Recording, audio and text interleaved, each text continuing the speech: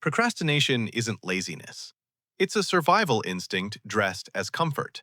It's the brain whispering, not yet, even when yet has been waiting for years. Every human does it, but we don't all do it the same way. These are the types of procrastinators, and maybe you'll meet yourself in one of them. 1. The planner. This type is addicted to progress. The kind that looks productive, but isn't. They plan everything. Notebooks, apps, color-coded calendars. They feel productive, but only in theory. The planner doesn't fear failure, they fear starting. Because once you start, you can mess up. And planning feels safer than imperfection. Their workspace is organized. Their future is too, except it never actually starts. 2. The researcher. They live in an infinite tab loop. One question leads to 10 others, and suddenly it's 3 a.m. and they're still preparing. The researcher believes they're being wise, collecting knowledge, avoiding mistakes, but wisdom without action just becomes trivia. They love saying, "I'm not ready yet," but readiness never comes, because what they're really researching is how to feel certain in an uncertain world. 3. The dreamer. They can see the entire movie in their head. They imagine success so vividly it feels real. But that's the problem. Imagination gives the same dopamine as achievement. The dreamer talks about ideas like they already exist. They sketch worlds, write concepts, make mood boards, but their ideas never survive the morning. For the dreamer, reality is too slow for fantasy, so they stay in their head, where everything's perfect and nothing ever happens. 4. The panicker. They live on deadlines.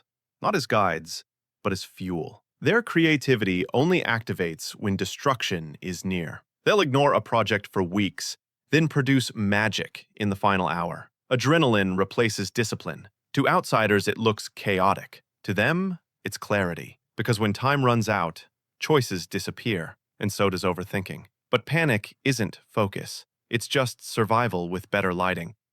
5. The tomorrow guy. Tomorrow is their favorite word. It's always the perfect day to begin, because tomorrow is pure, untouched by failure, judgment, or exhaustion. They say, "I'll start once I feel ready," but readiness is a mirage. Always 10 minutes, 10 days, 10 tomorrows away. And one day, they'll realize their life became a collection of unfinished drafts, waiting for a version of themselves that never woke up.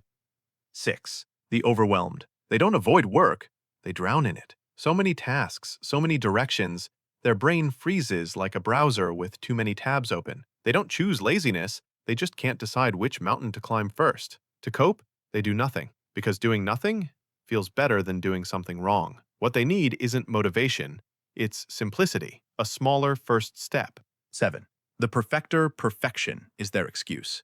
They'll rewrite, redesign, restart again and again until the deadline gives up before they do.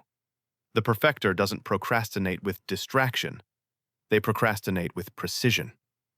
It looks noble, even disciplined, but it's still fear in disguise. Because if it's never finished, it can never be judged. 8. The escapist. They don't call it procrastination. They call it taking a break. A short scroll, a quick video, a 5-minute game, then hours vanish like vapor. The escapist isn't avoiding the task. They're avoiding themselves. The boredom, the pressure, the inner critic. So they escape into something that demands nothing. And when it's over, guilt arrives, asking, "Was it worth it?" They shrug, "Maybe next time." And the cycle restarts. 9. The philosopher. They don't work, they think about work. They analyze their procrastination, intellectualize it, and convince themselves it's a form of self-awareness. They'll say, maybe procrastination is just the body's way of resisting meaningless productivity, which sounds deep, but mostly it's poetic avoidance. The philosopher doesn't need motivation. They need to stop turning their emotions into essays.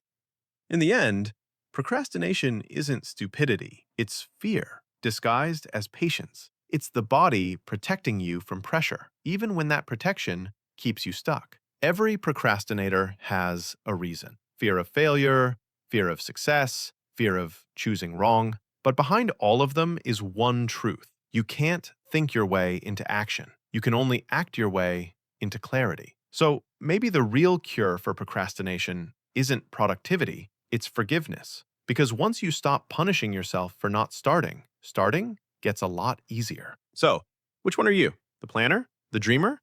Or maybe all of them, just taking turns? This is Philosophy of Dumb Days. Subscribe before you procrastinate that, too.